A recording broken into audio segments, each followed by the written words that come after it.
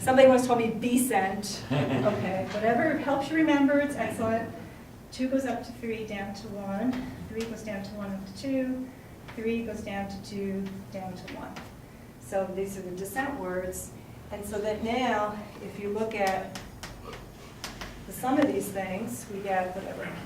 AA, we get 2 ABs, 2 BAs, and BB. And you'll recognize these coefficients again. This is precisely the AB index. So if you're in a situation where you have an R labeling, so for P with an R labeling, you can actually write the CD index as a sum of all these chains and its descent word.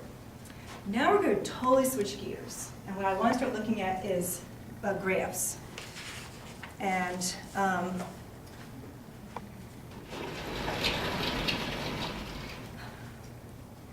we're going to look at graphs. I'm lying a little bit. It's really going to be digraphs. So let's assume G is an acyclic digraph, so directed graph. And I'm going to allow multiple edges.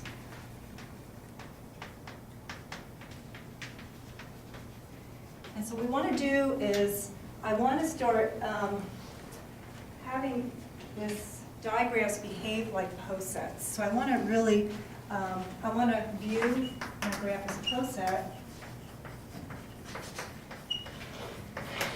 So in some sense. So for example, how would I say that, right here, x is less than or equal to y? What does this mean?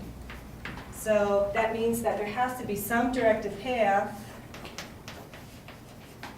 because in a poset you have this well-defined x is less than or equal to y, from x, directed path, ending up at y.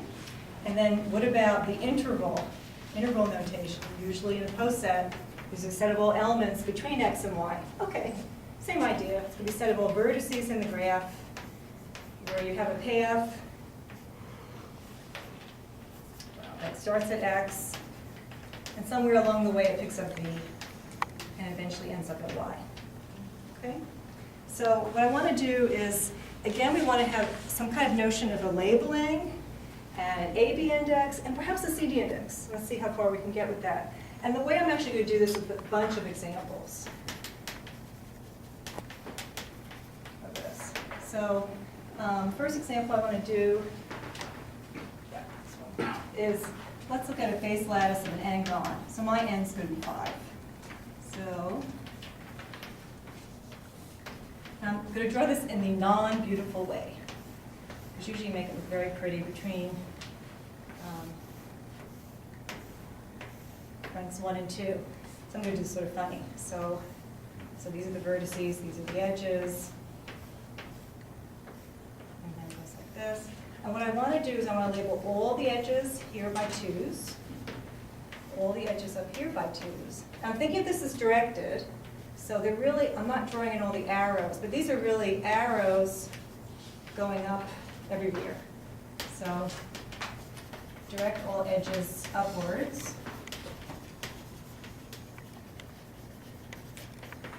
Okay, and then what I want to do is these vertical edges I want to label by 1's.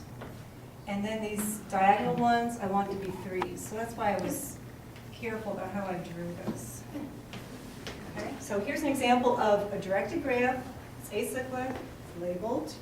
Let's actually start, is that a question? Oh, okay.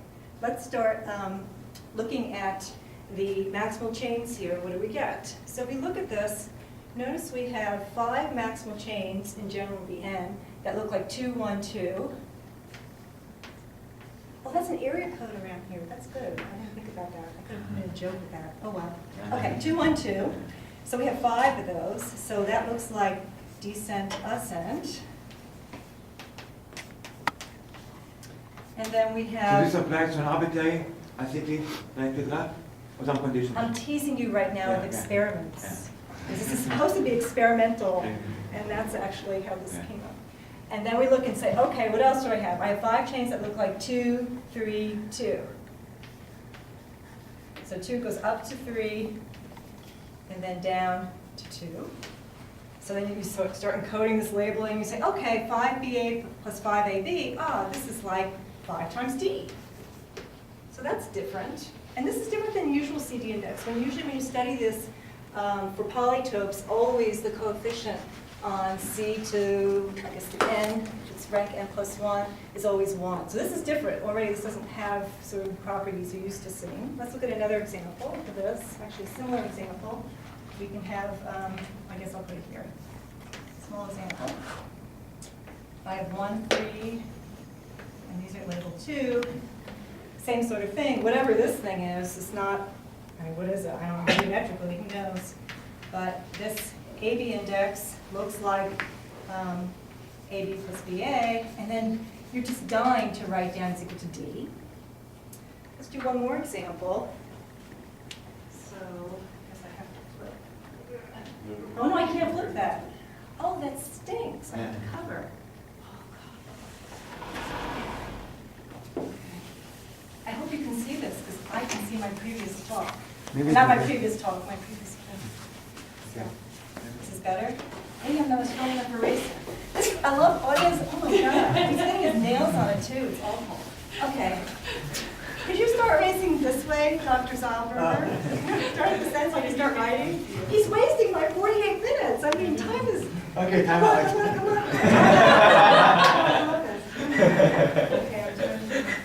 Okay, I'm erasing I your love husband. this. What? I'm erasing your husband's name. You're erasing my husband's name. You're not supposed to know that. You're supposed to think I'm having an affair or something. Okay. Okay. So. Okay. So let's look at this example. And so I want to label these 1, 1, 2, 2, 2, 2, 1, 1. So again, here's an example that looks like we have 2 ascends, 2 descends, 2 goes down to 1. So again, you really want to write 2 times C. Now we're going to, again, edges are all oriented upwards. Now we're going to do something fun. Let's just add a bunch of shortcuts, like here. I can add 3 shortcuts, right? So I'm totally breaking this graded condition, but that's okay. It's still what I want it to be. And label it with your favorite number. My favorite number is 7. And so there's no relation here, so I just added in 3 of no relation. So this is very different from a usual CD index. Now it's non-homogeneous. This is degree 1, 2 times something degree 1, 3 times something degree 0. So I'm really relaxing things. So the question is, when do we have a CD index? So, in this, or when can we write this? So, when can we write the AB index of an interval as a CD index?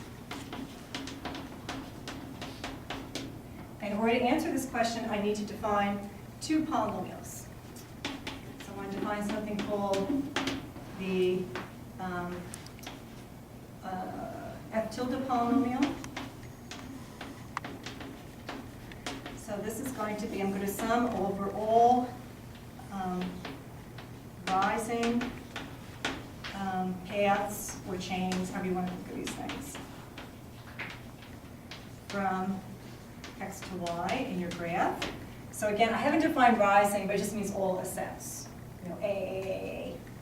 So this is going to be q to the length of the chain minus 1. And then I'm going to have a companion polynomial,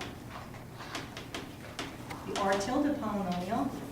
So again, I'm going to sum over all, I should write here, all falling paths or chains from x to y. So this is going to be q to the length. Now I'm ready to state the theorem. Oh yeah, this is something I can't flip.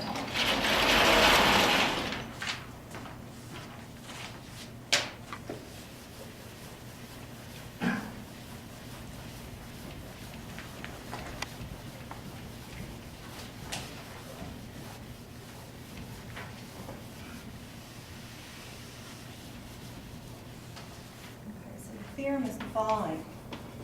So if it's true that in every interval that I have